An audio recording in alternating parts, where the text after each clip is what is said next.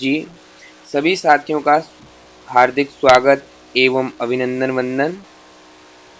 तो साथियों, जैसे कि हमने इससे पहले की वीडियो में चर्चा करी थी, उसके बाद हम पहुंचे थे पद लक्षणम, यानी कि कविराज विश्वनाथ के अनुसार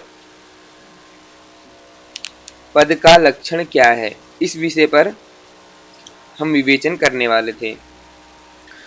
और उसके बाद हम इस वीडियो में चर्चा करेंगे शब्द की 3 शक्तियां कौन कौन सी हैं, शब्द कितने प्रकार का होता है, अर्थ कितने प्रकार का होता है, और शब्द की शक्ति अर्थात शब्द शक्ति कितनी प्रकार की होती है, इस विषय पर विवेचन करेंगे, चर्चा करेंगे। जो कुछ हमने अपने गुरुजनों से सीखा है उसको समझाने का प्रयास करेंगे। तो साथियों, जिस किसी साथी ने भी इससे पहले वाली वीडियो नहीं देखी है, यानी कि कोई बात समझने में रह गई है कि ये क्या पढ़ा रहे हैं अभी, तो इससे पहले की वीडियो देख लीजिएगा कि पद सब जो हम वहाँ पद पद का प्रयोग कर रहे थे ना, पदोच्चय कह रहे थे, पदानाम समूह वाक्यम, ऐसा हमने कहा। तो वहाँ क्या हो रहा था, हम पद पद की बात कर रहे थे कि पद किसे कहते हैं। ठीक हो गया। वहाँ तो उन्होंने पहला लक्षण बताया, वाक्य का स्वरूप बताया गया है इससे पहली वाली वीडियो में। तो आप वाक्य का स्वरूप देख करके उसके बाद यहाँ पद का स्वरूप देख सकते हैं, और उसके बाद 3 शब्द शक्तियों के बारे में, अभिधा, लक्षणा, लक्षणा कितने प्रकार की होती है, 80 भेद जो लक्षणों के बताए गए हैं, और व्यंजना कितने प्रकार की होती है, और इसके बाद दूसरा काव्य क्या है, इन सभी विषयों का विवेचन हम अभी आगे करेंगे। ठीक है, तो बने रहिएगा, जुड़े रहिएगा, और त्रुटि हो तो क्षमा कीजिएगा। विश्वनाथ जी ने देखिए लिखा है, वो लिखते हैं, तत्र किम पद लक्षणम इति अत आह, यानी कि ये पद का लक्षण बताते हैं। तत्र किम, जो इन्होंने पहले वाक्य की चर्चा करी है ना पीछे, तो उसी चर्चा को आगे बढ़ाते हुए कहते हैं कि इसमें जो ये आप पद पद ये शब्द प्रयोग कर रहे हैं, ये पद है क्या आखिर में, ये हमको भी बताओ। ठीक हो गया। तो वो इसलिए पद का लक्षण बताते हैं और कहते हैं, वर्णाह पदम, वर्ण पद हो जाते हैं।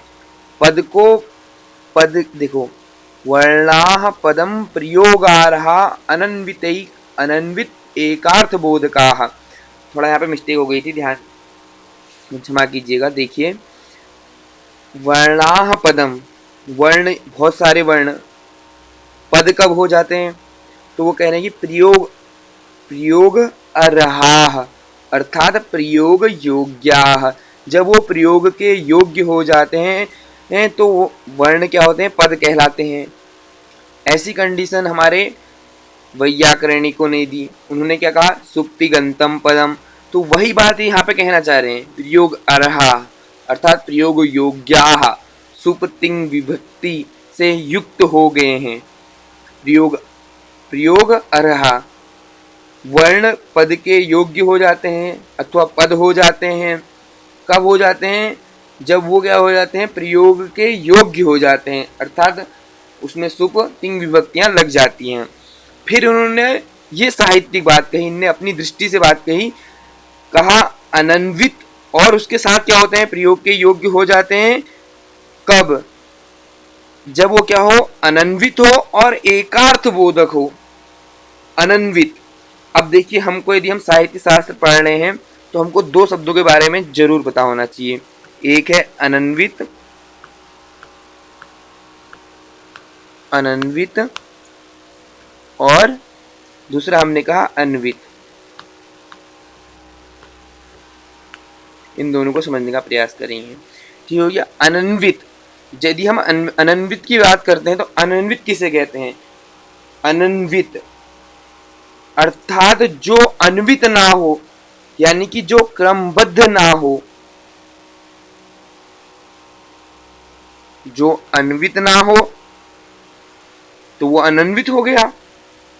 तो अनन्वित भाई साहब कहते कैसे, यदि समझें तो यानी कि जो क्रमबद्ध ना हो, और जो क्रमबद्ध हो वो अन्वित हो गया, अर्थात जिसमें पूर्व और पर संबंध है। यानी कि इसका अन्वय किया गया है, ये अन्वित है, और ये अनन्वित है, ये बिना अन्वय वाला है। ठीक हो गया, इस प्रकार से समझेंगे। अब देख लीजिए आखिर क्या कहते हैं। अनन्वित होना चाहिए, अनन्वित अर्थात क्रमबद्ध ना हो, ऐसा होना चाहिए वर्ण। ठीक हो गया। उसके बाद एकार्थ बोध का, इसने कहा कि एक अर्थ का बोधक होना चाहिए। यदि एक अर्थ का बोध कराने वाला है तो क्या कहते हैं, उसे हम पद मान लेंगे। जैसे हमने कहा, यदि हम एक वाक्य ले लें, हमने कहा कृष्णः सर्पः आगच्छति। अब आप बताइएगा, जैसे मैं कहता हूं कि कृष्णः सर्पः आगच्छति, तो ये एकार्थ बोध का भवितुमर्हति कि न वा चिंतनीयम् अग्रेसरामः। अस्तु, तो इन्होंने इसका उदाहरण दिया, कहा यथा घटः, जैसे घट। ठीक हो गया, ये पद का उदाहरण हो गया। फिर उसके बाद कहते हैं, देखो आपने देखो इनने वृत्ति लिखी हुई है, इधर ध्यान दीजिएगा, वृत्ति लिखी हुई है, शायद छोटा कर लेते हैं थोड़ा सा, बिल्कुल। देखो इन्होंने कहा है यथा घटः, जैसे घट। उसके बाद कहते हैं प्रयोग अर्हेति प्रातिपदिकस्य व्यवच्छेदः, अर्थात हमने प्रयोग के योग्य का किसको कहा, यानी कि प्रयोग अर्हेति हमने कहा ना, प्रयोग अर्हा, हमने यहाँ प्रयोग किया प्रयोग अर्हा, तो प्रयोग अर्हा किसे कहते हैं, अर्थात जिसकी प्रातिपदिक संज्ञा हुई हो और व्यवच्छेद यानी कि व्यावृत्त हुए हो, व्यावृत्ति हुई हो, उनकी प्रयोग के योग्य हुए हो, प्रादिपद ऐसे जो प्रादिपदिक, अर्थात ये मान लीजिए सु औजस अमोटस ताभ्याम बीज, और ये तीन सु क्या कहते हैं तिप्तस जी सिप्तस्ता, इतनी जो भी ये सुबंत और तिगंत हैं, उन्होंने क्या कहा, पाणिनि जी ने क्या कहा अष्टाध्यायी में, और हमने तो ज्यादातर लघुसिद्धांत कौमुदी पढ़ी होगी हर किसी ने, तो लघुसिद्धांत कौमुदी ने वरदराजाचार्य जी ने कहा, क्या कहा, सुप्तिगंतम पदम, सुबंत हो तिगंत हो तो उसकी प्रातिपदिक संज्ञा होती है। तो यहाँ तक प्रयोग अर्हा तक अर्थात प्रातिपदिक संज्ञा होती है। उसके बाद हमने कहा अनन्वेति, अनन्वेति वाक्य महावाक्य हो, अर्थात जैसे हमने वाक्य और महावाक्य में कंडीशन लगाई, वही सेम बात यहाँ कह रहे हैं, वाक्य महावाक्य यो हो। उसके बाद कहते हैं एकेति साकांक्षा आकांक्षा अनेक पद अनेक पद वाक्यानाम अर्थबोधका इति कचटता इत्यादि नाम वर्ण इति बहुवचनम विवक्षितम। तो देखिए इसका सार क्या है, वो कहना चाह रहे हैं अनन्वित कहने से हमको क्या होगा, वाक्य और वाक्य की व्यावृत्ति होगी, क्योंकि ये दोनों क्या है, अन्वित हैं, अन्वित अर्थात क्रमबद्ध हैं। ठीक हो गया। एक कहने से साकांक्ष अनेक पद और अनेक व्यावृत्ति की अनेक वाक्यों की व्यावृत्ति होती है। देखो अनेक वाक्यानाम, अनेक वाक्यों की क्या होती है, व्यावृत्ति होती है। देखो और सबसे पहली बात यहाँ पे देखो इनने वर्ण लिखा है ना, वर्णा लिखा है, एक बार काट देता हूँ। देखो इनने वर्णा तो लिखा हुआ है, लेकिन ये क्या है, बहुवचन का प्रयोग नहीं है, ये बहुवचन का प्रयोग नहीं है।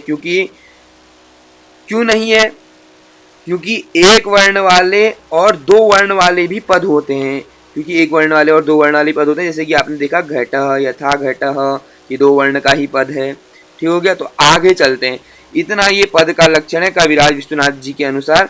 आगे को चलते हैं, देखते हैं आगे हम क्या समझ सकते हैं। ठीक हो गया। देखिए अब इसकी प्रकार ये निरूपण कर रहे हैं, बहुत ही इंपॉर्टेंट पार्ट यहाँ से शुरू होने वाला है कि देखो उन्होंने यहाँ पे बता रहे हैं कि अर्थ कितने प्रकार का होता है। देखिए उन्होंने क्या कहा, अर्थोवाच्यश्च लक्ष्यश्च, अर्थोवाच्यश्च लक्ष्यश्च व्यंग्यश्चेति त्रिधामतः। क्या कहा, अर्थ का प्रकार, यानी कि अर्थ कितने प्रकार का होता है। अब देखो जैसे हम शब्दार्थ कहते हैं, भावार्थ कहते हैं ना, अलग अलग अर्थ होते हैं। तो इसी प्रकार साहित्य में भी तीन प्रकार के अर्थ होते हैं, यानी कि जब हम साहित्य शास्त्र की बात करते हैं तो उसमें अर्थ के तीन प्रकार बताए गए हैं। कौन कौन से बताए गए हैं, एक बताया वाच्यश्च, लक्ष्यश्च व्यंग्यश्चेति त्रिधामतः, यानी कि वाच्यार्थ, लक्ष्यार्थ और व्यंग्यार्थ। देखिए कैसे समझते हैं। एक हो गया वाच्यार्थ, एक हो गया हमारा वाच्यार्थ, ठीक हो गया, क्योंकि इसमें बात करी है इन्होंने वाच्यश्च, एक वाच्यार्थ हो गया और एक लक्ष्यार्थ हो गया और एक व्यंग्यार्थ हो गया। इस प्रकार से क्या होते हैं, तीन प्रकार के होते हैं अर्थ। क्या होता है, तीन प्रकार का होता है। कौन कौन सा, वाच्यार्थ, लक्ष्यार्थ और व्यंग्यार्थ त्रिधामतः, तीन प्रकार के होते हैं। फिर कह रहे हैं एसाम स्वरूपम आह, इन शब्दार्थ जो हमने ये बताए अर्थ के तीन प्रकार बताए, ये अर्थ के जो तीन प्रकार बताए, इस अर्थ का क्या हम क्या बता रहे हैं, इसका स्वरूप बतलाते हैं। आओ ये कहते हैं कि वाच्यार्थ, यदि कोई वाच्यार्थ का प्रयोग कर रहा है तो वो यानी कि वो कौन सी शब्द शक्ति का प्रयोग कर रहा है, यदि वो लक्ष्यार्थ का प्रयोग कर रहा है तो वो कौन सी शब्द शक्ति का प्रयोग कर रहा है, और यदि वो व्यंग्यार्थ का प्रयोग कर रहा है तो वो कौन सी शब्द शक्ति का प्रयोग कर रहा है। तो कह रहे हैं इसके हम स्वरूप को बदलाते हैं। आइए आगे बतलाते हैं, ठीक हो गया। तो आगे क्या कहता है, एसाम स्वरूपम आह, आह अर्थात कथयति, कथयति अर्थात कहते हैं। कौन कहते हैं, तो कविराज विश्वनाथ जी कहते हैं। तो क्या कह रहे हैं, देखो इन्होंने कहा वाच्यार्थो अभिदया बोध्यो, बोध्यो, इसकी पेंसिल कम कर लेते हैं, वाच्यार्थो अभिदया बोध्यो, वाच्य अर्थ अभिदया बोध्यो। देखो अभिदया बोध्यो, यहां तक की एक बात हो गई, यानी कि वाच्य अर्थ किससे बोधित होता है साहब, तो अभिधा से बोधित हो रहा है। देखो पहली शब्द शक्ति आ गई, ये क्या है, पहली शब्द शक्ति, प्रथम शब्द शक्ति, ये पहली शब्द शक्ति है, ठीक हो गया, पहली शब्द शक्ति है। कौन सी है, अभिधा। देखो अभिधा आ गया ना, अभिदया बोध्यो, वाच्य अर्थ से अभिधा बोधित होती है, यानी कि कोई अभिधा शब्द शक्ति का प्रयोग कर रहा है तो हमको क्या हो रहा है, वाच्यार्थ सुनाई दे रहा है, मुख्यार्थ सुनाई दे रहा है, अभिधेयार्थ सुनाई दे रहा है, ठीक हो गया। इतने अर्थ, इतने इसके नाम है। तो देखो वाच्य अर्थ हमको अभिधा से बोधित होता है, लक्ष्यो लक्षणयामतः, यानी कि लक्ष्यार्थ हमको लक्षणा से व्यंजित होता है, यानी कि लक्ष्यार्थ का पता हमको लक्षणा शब्द शक्ति से प्रयोग, यदि कोई लक्षणा शब्द शक्ति का प्रयोग कर रहा है तो वो लक्ष्यार्थ का प्रयोग कर रहा है। और व्यंग्यो व्यंजनयात्यासु, और व्यंग्यार्थ, यदि कोई व्यंग्यार्थ का प्रयोग कर रहा है तो यानी कि वो व्यंजना शब्द शक्ति का प्रयोग कर रहा है। तास्युस् तिस्रः शब्दस्य शक्ते है, यानी कि ये ताह बहुवचन का प्रयोग क्या है, यानी कि ये तीनों स्युः तिस्रः शब्दस्य शक्ते है, ये तीन शब्द की शक्तियां हैं। देख लो यहाँ पे लिखा है ना, तिस्रः शब्दस्य शक्ते है, ये तीन प्रकार की शब्द की शक्तियां हैं। कौन कौन सी शब्द की शक्तियां हैं, अभिधेया, हमने भाई साहब अभिधा की बात करी, अभिधेया बोध्यो, लक्ष्य लक्षणयामतः, व्यंग्यो व्यंजनायतास्यो, ये शब्द की तीन शक्तियां हैं, ठीक हो गया। कौन कौन सी हैं, अभिधा, लक्षणा और व्यंजना। अब आगे बताएंगे कि अभिधा किसे कहते हैं, लक्षणा किसे कहते हैं और व्यंजना कैसे किसे कहते हैं, क्योंकि यहाँ पे ये बताया जो हमने तीन प्रकार के ऊपर अर्थ बताए गए थे, अर्थो वाच्यस्य लक्ष्यश्च, इनका स्वरूप बता दिया। यानी कि वाच्यार्थ का प्रयोग कहाँ होता है, तो या वाच्यार्थ से कौन शब्द शक्ति का प्रयोग करता है, प्रयोग पता चलता है, तो अभिधा शब्द शक्ति का पता चलता है। और लक्ष्यार्थ से किस शब्द शक्ति का प्रयोग पता चलता है, तो लक्षणा का पता चलता है। और व्यंग्यार्थ से किस शब्द शक्ति का पता चलता है, तो व्यंजना से चलता है। इतना हमने अभी तक जाना, ठीक हो गया। तो आगे बताएंगे कि अभिधा, लक्षणा और व्यंजना किसे कहते हैं, तो देखते हैं कि आगे क्या बता रहे हैं, ठीक है।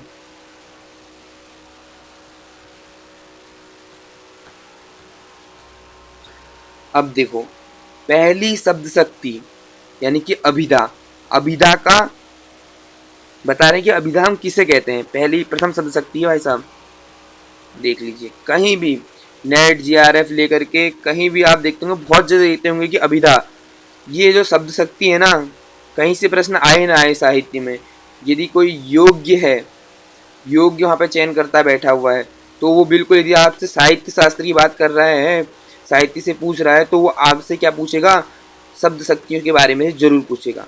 अभिधा, लक्षणा, व्यंजना, बिल्कुल रट लो, याद कर लो या समझ जाओ, ठीक हो गया। अभिधा शब्द शक्ति, लक्षणा शब्द शक्ति, व्यंजना शब्द शक्ति, भूलना नहीं, ठीक है दोस्त।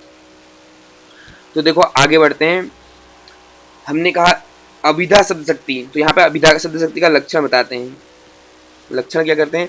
तत्र संकेतितार्थस्य बोधनाद अग्रिमा अभिधा। अग्रिमा अर्थात पहली, अग्रिमा अर्थात सबसे पहली, अभिधा क्या है? अभिधा। अभिधा अर्थात अभिधा शब्द शक्ति। इनने कह दिया कि पहली शब्द शक्ति मैं ही हूं जो अभिधा हूं। ठीक हो गया? पहली शब्द शक्ति इसने अभिधा कह दिया।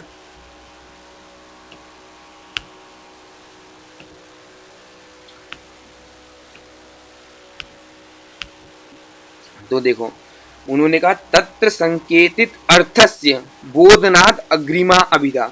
अब ये कह रहे हैं कि संकेतित अर्थ किसे कहते हैं। सबसे पहली बात है कि संकेतित अर्थ किसे कहते हैं। सबसे महत्वपूर्ण बात कि भाई साहब हम संकेतित अर्थ किसे कहते हैं। तो हमने कहा तत्र वहां, वहां संकेतित अर्थस्य, संकेतित अर्थस्य बोधन हो जाने से, बोधनाद अग्रिमा, अग्रिमा अर्थात पहली, अभिधा अर्थात अभिधा शब्द शक्ति है।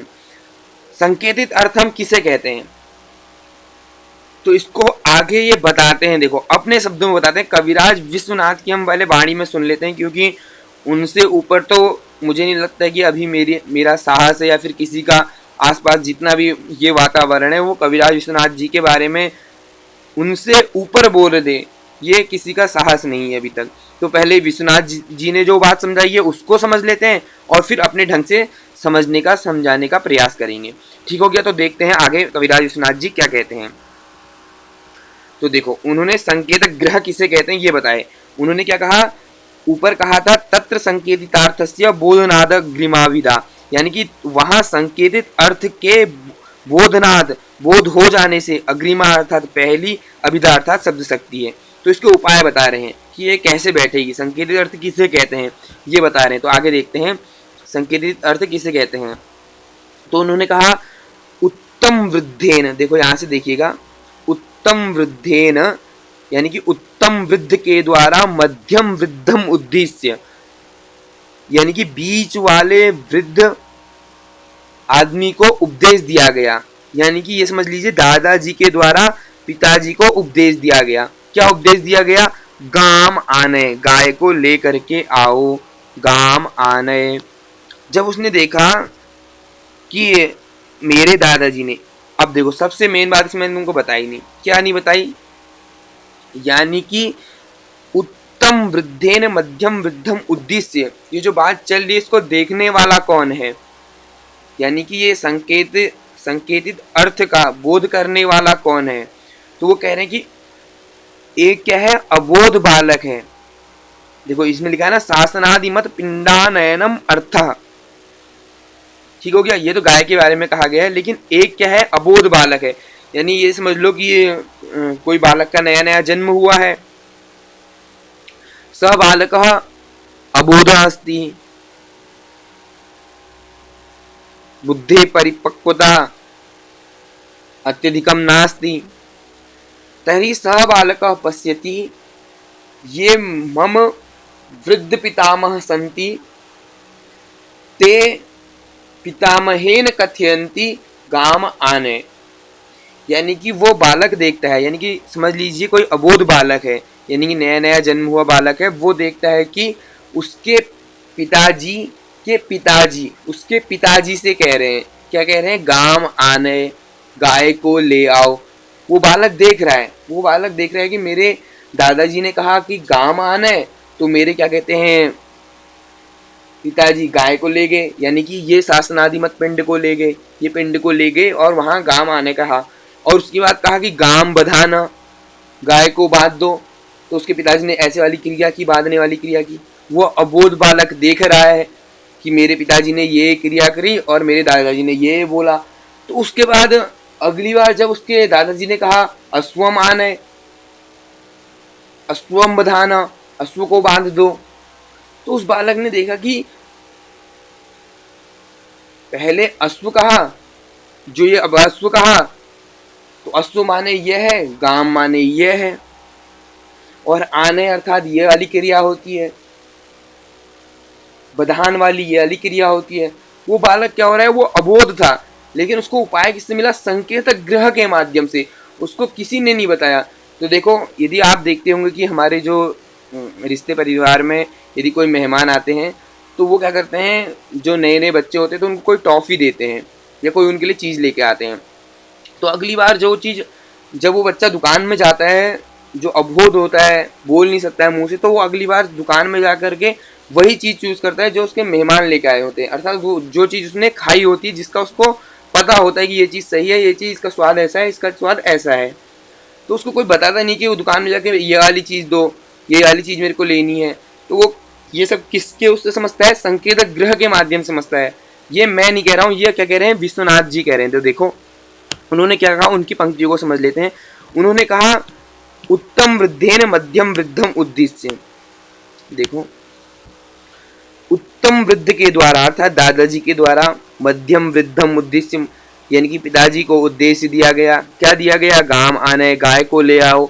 इति उक्ते, ऐसा सुन करके, ऐसा बोल करके, तम, तम अर्थात उन्होंने, उसके पिताजी ने यानी कि मध्यम वृद्ध ने, गवानयम, गौ गौ आनयम, आनय, गौ आनय, प्रवृत्तम उपलभ्य यानी कि गाय को लाने का काम किया। प्रवृत्तम उपलभ्य बालोस्य वाक्यस्य शासनादिमत पिंडान न पिंड आनय आनयम अर्थ इति प्रथमम प्रतिपद्यते।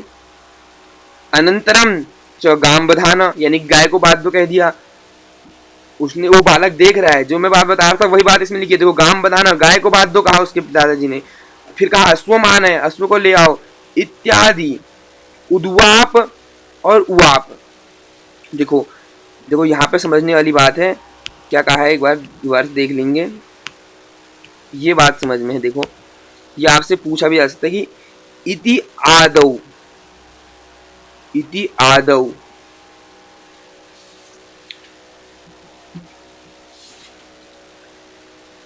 इति आदौ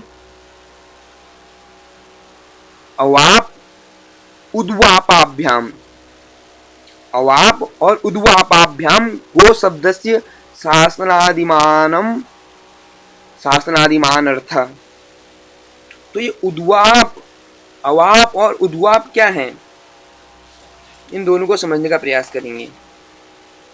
अवाप और उद्वाप क्या है, ठीक हो गया। तो देखो आपने, देखो यही तो, देखो शास्त्र को पढ़ने की यही तो महिमा है। आपने देखो अवाप का अर्थ होता है लाना। देखो इति आदो, यह पहले, अवाप उद्वापाभ्याम, लाना और फिर ले जाना, लाना। देखो यहाँ पे लिखा है ना इत्यादौ, देखो यहाँ पे आप पढ़ने की कोशिश करेगा इत्यादौ, इति आदौ अयादि संधि हो गई, फिर उसके बाद अ बचेगा तो अवाप, ये अवाप हो गया। उसके बाद उद्वापाभ्याम, अवाप और उद्वाप, लाना और ले जाना, गो शब्द से शासनादिमानम अर्थ, मान अर्थ। आनय पदस्य च आहरणम अर्थ, आनय यानी कि ले आओ कहा तो उसका क्या है, आहरण, लाना अर्थ है, वो बच्चा समझ रहा है। इति संकेतम अवधार्यत, ठीक है दिखाई नहीं रहा। कच्चिच्च प्रसिद्ध पद समविहारात यथा इहिक प्रभिन्न कमलोदरे मधुनि मधुकरः।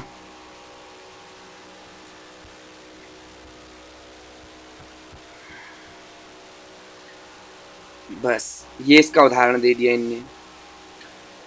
अब देखो ये संकेतक ग्रह का क्षेत्र बताते हैं, ठीक है। संकेत ग्रह का क्षेत्र कहाँ कहाँ है,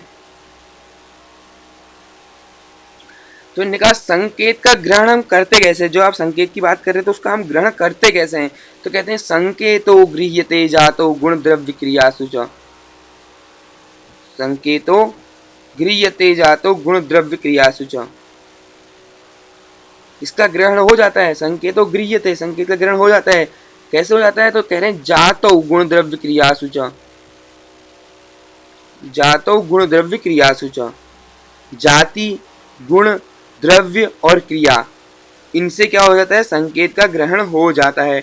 अब फिर जाति से कैसे हो जाता है, जाति से कैसे हो जाता है, तो कह रहे हैं देखो आगे लिख रहे हैं जातिर गोपिंडादिषु गोत्वादिका, यानी कि ये कहना चाह रहे हैं, देखो इनने बहुत बड़ी बात की, यानी कि गाय में जब तक गोत्र जाति नहीं है और जब तक मनुष्य में मनुष्यत्व नहीं है, तो देखो हम सब लोगों में क्या है, मनुष्यत्व जाती है।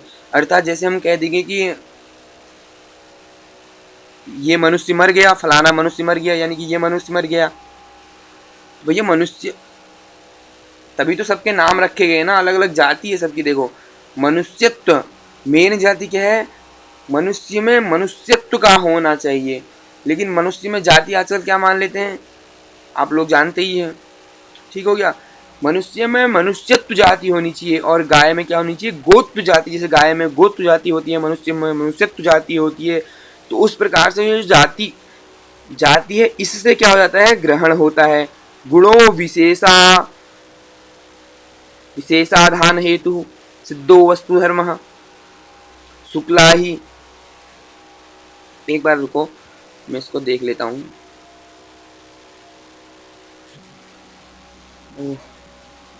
रात भी बहुत हो गई है, तो देखिए सीधे सीधे शब्दों में हम इसको ले चलते हैं। संकेतो गृह्यते जातो गुण द्रव्य क्रियासु च। जाति गुण द्रव्य और क्रिया से क्या होता है, संकेतो गृह्यते, अर्थात संकेत का ग्रहण होता है। संकेत का ग्रहण किससे होता है, जाति गुण द्रव्य और क्रिया, इन चार चीज़ों से संकेत का ग्रहण होता है। ठीक हो गया, वो चार चीज़ कौन कौन सी मैं आपको बताता हूँ। ठीक हो गया, चार चीज़ को समझने का प्रयास कीजिएगा। एक ब्लैंक पेज ही निकाल लेते हैं, देखो। ठीक हो गया, इसी में समझने का प्रयास करेंगे। देखो कैसे, थोड़ा सा कष्ट करना पड़ेगा। देखिए, अब देखिए सबसे पहली बात हम करते हैं संकेत ग्रह की। तो हमारे पास क्या आती है, हमारे पास बात आती है किसकी, संकेतो गृह्यते जातो जाति की। ठीक हो गया, जाति की बात आती है। जाति किसे कहते हैं, देखो पहला आ गया जाति। ठीक हो गया, तो देखिए जाति मैंने लिख दिया है, आप लोग समझिएगा, ध्यान दीजिएगा। जाति किसे कहते हैं, ठीक हो गया। जाति अर्थात आजकल के हिसाब से नहीं, ये जाति आजकल के हिसाब से नहीं है। ठीक हो गया, इतना ध्यान दीजिए। देखिए इन्होंने क्या लिखा हुआ था, इनकी बात को पढ़ लेते हैं विश्वनाथ जी को। इन्होंने लिखा था कि जातिर गोपिंडादिषु गोत्वादिका, अर्थात गौ आदि में, गौ आदि अर्थात गौ से तो इनने अपना बोध करा दिया, और आदि से मनुष्यों का बोध कराया। तो इनने कहा, क्या कहा, जाति गोपिंडादिषु गोत्वादिका, अर्थात गाय और व्यक्ति में रहने वाली, जैसे गाय के अंदर गोत्व जाति होती है, यानी कि उसका आदि जो उसका धर्म होता है गोत्व आदि, मनुष्य के अंदर मनुष्यत्व आदि जो उसका धर्म है, उसको हम क्या कहते हैं, जाति कहते हैं। इतना समझ लीजिए, जाति हो गई। उसके बाद दूसरा आ गए हम, संकेतो गृह्यते जातौ जाति गुण। गुण किसे कहते हैं, ठीक हो गया, गुण किसे कहते हैं। तो देखो इन्होंने क्या लिखा, गुणों विशेषाधान हेतु सिद्ध वस्तु धर्म। देखो क्या कह रहे हैं, इतनी सी बात कहते हैं कि शुक्लादयो ही गवादिकम सजातिभ्य कृष्ण गवादिभ्यो व्यावर्तयन्ति, यानी कि शुक्ल गुण ही, सफ़ेद होना ही, एक गाय का सफ़ेद होना ही उस गाय को क्या करता है, अन्य गायों से भिन्न बना देता है।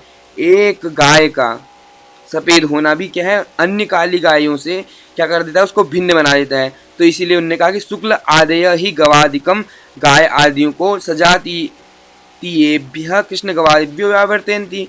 और उसने कहा द्रव्य। अब हम तीसरी बात करते हैं, द्रव्य किसे कहते हैं, द्रव्य। ठीक हो गया, ये संकेतक ग्रह के चार इन्होंने बताए हैं, चार उपाय होते हैं, चार प्रकार से संकेत ग्रहण हमको होता है, ये इन्होंने बताया है। ठीक हो गया, आगे को देखते हैं। फिर उन्होंने क्या कहा, द्रव्य कहा।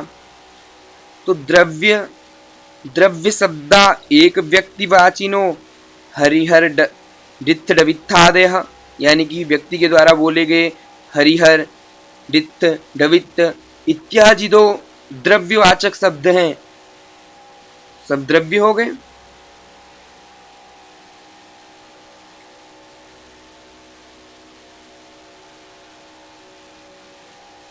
ये द्रव्य शब्द हो गए। उसके बाद चौथे की हम बात करते हैं। तो शुरू से देखो हम लिखते हैं चौथा, चौथे की हम बात कर लेते हैं। चौथी शब्द शक्ति हमारी कौन सी है, यानी कि संकेतक ग्रह कौन सा है।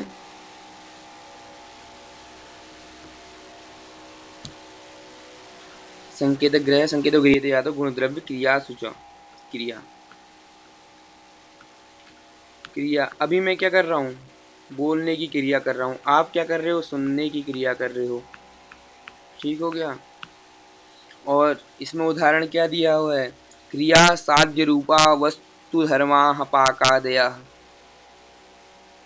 अर्थात खाना पकाना इत्यादि, भोजनालय में काम करना, ये सब क्या है, क्रिया ही तो है। जितनी भी क्रियाएं हो रही हैं सब ये किसके अंदर आ जाएंगी, हमारी आ जाएंगी क्रिया के अंतर्गत। और संकेतो गृह्यते, संकेत का ग्रहण हो जाएगा। जातो, जाति से, गुण, गुण से, यानी कि उसमें क्या गुण है, विशिष्ट क्या गुण है आपके अंदर, जाति हो गई, गुण हो गया, द्रव्य हो गया, क्रिया हो गई। ठीक हो गया, क्रिया सूचक। इसके बाद संकेतो गृह्यते जातो गुण द्रव्य क्रिया सूचक, इतना हो गया, संकेत का ग्रहण हो गया। उसके बाद हम आगे बढ़ते हैं। देखो आगे हम अगले दिन कहाँ से पढ़ेंगे इसकी हम विवेचना चर्चा कर लेते हैं।